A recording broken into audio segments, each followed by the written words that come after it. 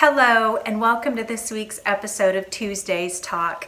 Our topic this week is understanding your fear. When you think about fear in your life and how it dictates everything that you do, all the decisions you make, I want you to try to think about what you are afraid of. Where does your fear stem from? So we're going to talk a little bit today about what is holding you back from creating a life, chasing dreams, changing your job, elevating your career. What's holding you back from that? What's holding you back from starting a new business? What if you've always wanted to own your own business, but you're just afraid to do that? What is holding you back? I really want to talk about today those things that you say to yourself, the things that run through your own head that talk you out of doing the things that you want to do and following and chasing those dreams. So, is it money that's holding you back? Is it other people? What are you really afraid of? What's keeping you from living your best possible life? What is it? What are you allowing to get in your way of living your best possible life? So let's have a real conversation, a real talk about fear of failure. I think everyone around you, everyone you know has had that fear of failure. Fear of starting a company and it fails. What if you go bankrupt? What if it doesn't work? What if, all the what ifs, you fill in the blank. There's so many different what ifs. But I want you to start thinking about failure as one of the best possible things that could happen to you. Because if you don't fail at something, first of all, that means you never tried. You have to try some new things. You have to try growth. You have to work towards your goals, and you have to go through the process of failure. Failure, honestly, is one of the best things that can happen to you, because every time you fail, it's a chance for you to learn something about your journey, learn something about the path you're on to reach those goals and to make those dreams come true. So failure, quite honestly, should be embraced. Embrace failure. And failure can come in things like if you get told no, if you work in a business or if you work in a career or you're doing a philanthropy and someone tells you no, that might feel like a failure. You take it personally. I like to look at no's as in every no is one step closer to my next yes. You look at it like, okay, this one didn't work, this project didn't work out, but why didn't it work out? What can I do differently so next time it works better? And here's a reality. Anytime you start something new, something you've never done before, well, here's a newsflash. You're not going to be very good at it. That's normal. You're not going to be very good at it. It takes time and it takes experience. When I first started my photography business years and years ago, I was not a very good photographer. It took me a long time to become an exceptional photographer. If I looked at my first set of images that I created and based my career off of those first set of images, I never would have went into the next week. I never would have walked into the next session. So every single opportunity that you have in starting something new is a chance to learn something new and to get better and create that experience. The first time I did public speaking, I didn't do very well. I didn't feel very confident. I had butterflies in my stomach. Now it doesn't bother me at all. I'm very comfortable speaking to a group of 20 people all the way up to a group of 2,000 people. Very, very comfortable doing it. But I certainly wasn't comfortable the first time I did it. But the more often you do the things that you're trying to do and that will help you grow, honestly, the better you're going to become at them. So let's say you want to start a business. What's keeping you from doing that? Seriously, why aren't you following your dreams? Why aren't you doing what you want to do? Why aren't you creating the best life for yourself? Whether you're in direct sales or whether you're an attorney and you're going to start your own law firm, you're going to start your own chapter of your life, whatever that is, what is it that's holding you back? You have to realize that experience is going to make you better. No matter what it is that you're in, whatever business you're in, or whatever you're doing in your life, experience makes you better, right? And learn from every single attempt. Let's say you're working in your business and you created this really awesome marketing campaign. You feel like it was stellar, like it was a great campaign, and it falls flat. Does that mean you're going to quit? Does that mean you're not going to try again? Of course not. You're going to analyze that marketing campaign and say, okay, why didn't that work? What can I do differently? What was good about it? What was bad about it? What do I need to change? It doesn't mean that you quit, and that doesn't mean that you failed, because every single campaign that you run that didn't go perfectly is a learning opportunity. It gives you a chance to get better at it next time. So you take what you learn and you make it better next time. It's really, really simple. And don't take failing as such a personal thing. I want you to really focus on learning to embrace failure. Embrace that adversity, because that adversity is there to teach you a lesson. It's there to make you stronger and better at whatever path in life that you're on. Go into your situations, your business deals, your growth and your sales, expecting failure. Learn to expect it. Look for it, because the more you can look for your failures and look for where you've fallen short, the better you can make yourself become quickly. I want you to Google later, after we're done with the Tuesday talk, look up how many times Walt Disney failed. Look at how many times Walt Disney filed for bankruptcy over the years. It's staggering. Imagine if Walt Disney would have given up after that first time of having to file bankruptcy or failing in the eyes of himself or in the eyes of his peers. Can you imagine if Walt Disney gave up? But by not giving up, look at how incredibly he is in this level of success. Be prepared to learn from all of those failures. And here's the absolute most important part of failure. It's taking responsibility for your failure. You cannot blame other people. You cannot blame other circumstances. You can't blame the economy. You can't blame the circumstances. You have to take responsibility for your failures.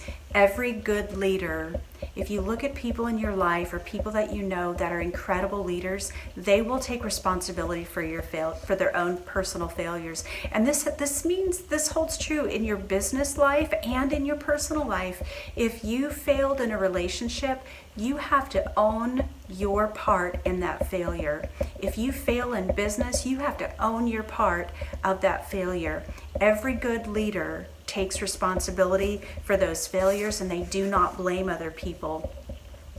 And you can't blame your circumstances. You know, we all have things in life that happen to us, things that some are in our control and some are out of our control. But you can't blame the fact that, okay, so you grew up poor, you came from a family that didn't have a lot of money. Just because your family and your parents didn't have a lot of money doesn't mean you have to stay in that place, doesn't mean that you're not going to have a lot of money. You need to create that narrative and create that life for yourself. You have to steer clear of being in that victim mentality, meaning, well, this happened to me when I was young growing up, and I could never accomplish anything because of where I came from. I grew up in a poor community. I grew up, fill in the blanks.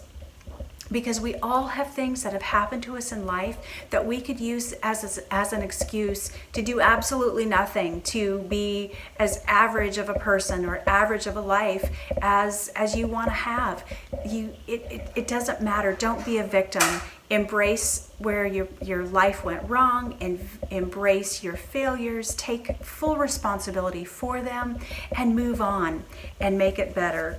You just don't play the blame game when it comes to failing, because you ultimately are responsible for the success and the lack of success in your own life. It's not anybody else's responsibility but your own.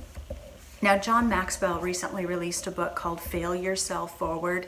It's a fantastic read. I would encourage you to pick it up because it really, really talks about embracing your failures and expecting them and appreciating them and longing for them, honestly, because that's what's going to help you get to the next level that you're wanting to reach. And I just want to share a little thing about, you hear people say, push forward, you got to push on, you got to push forward. And I agree with that 100%. But in the process of pushing forward, I want you to learn to love yourself forward, because ultimately you have to feel good about who you are, about what you are, where you are in your life, to have the ability to move forward. So give yourself grace when you fail, take responsibility, and love yourself forward. Now, the next part of fear and what potentially could be holding you back from reaching your goals and chasing those dreams that you have is, what are people going to say? Have you ever been in a situation where you're thinking about doing something and you're like, oh gosh, I don't know if I could do that because I don't know what my family's going to say. I don't know what my parents are going to say. I don't know what my friends are going to say. I don't know what so-and-so is going to say. Fill in the blanks. Are you afraid of what people are going to think? Are you afraid or worried about the opinions of others? Seriously, are you worried about what other people are going to think if you try something new? Well, in my lifetime, I've experienced there's two types of people when it comes to that. There's the individual that no matter what you do, whether you try something new or you don't, they're going to be talking about you. They're going to be having something to say, whether it's an opinion about what you wear or an opinion of how you're parenting your children, how you, and you fill in the blanks. Whatever it is that you do, there's going to be that person that that's always going to have an opinion. Most times their opinions are very, very negative. That's why you're afraid of what they're going to say, because their opinions are never positive. But this is what I know about that person. That person who has harsh opinions on anything and everything, most likely is a very unhappy, very insecure person. Don't let the insecurities and the negative connotations and opinions of someone else infect your thinking. Don't let it contaminate your journey and contaminate and quash your dreams, because that person has their own set of issues and probably are extremely insecure and unhappy in their own life, and they have trouble seeing other people happy in their life. So they're going to say things that drag you down. They're going to do things that make you feel insecure. They're going to make you rethink and question whether or not you should move forward with your dreams or your advancements or whatever that is for you. Here's the thing. Your dream is your dream. No one can take that from you, and no one's going to love and support your dream more than you. And that's an expectation that you can never, ever fill, is expecting someone else to be as excited about your dreams as you are. So oftentimes, if you're looking for someone's opinion, like you're asking a family member, I'm thinking about starting this business of XYZ. Are you really wanting their opinion, or are you looking for validation? Are you insecure about yourself that you're looking for validation? You're looking for someone to say, yes, I think you should do that. That would be a great idea. Or do you really, really want their opinion? Getting opinions from other people, there's nothing wrong with doing that, as long as you keep it in the proper context. You don't want it to become something that contaminates and destroys and quashes your own dreams. The other type of person that you're going to have in your life is that person who is your champion. It's the one who, no matter what crazy idea you might have, no matter what big dream you might want to follow or goal that you're trying to reach, it's that champion person. That champion person who is going to cheer you on, who's going to guide you, who's going to give you good, positive feedback, that's going to be very honest with you, but not mean and hateful, because they are a confident person. They are one that understands the entrepreneurial dream that you have, the drive that you have.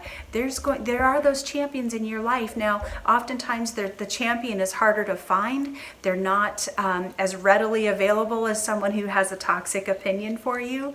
But what I really want you to do is think about those people that you can put in your life that are going to help you reach your dreams and help those goals come to fruition, and avoid the people that are going to quash them. You know, the people that are sucking the life out of you, that are sucking the life out of your dreams or goals, they need to be eliminated from that power position in your mind and that power position in your life.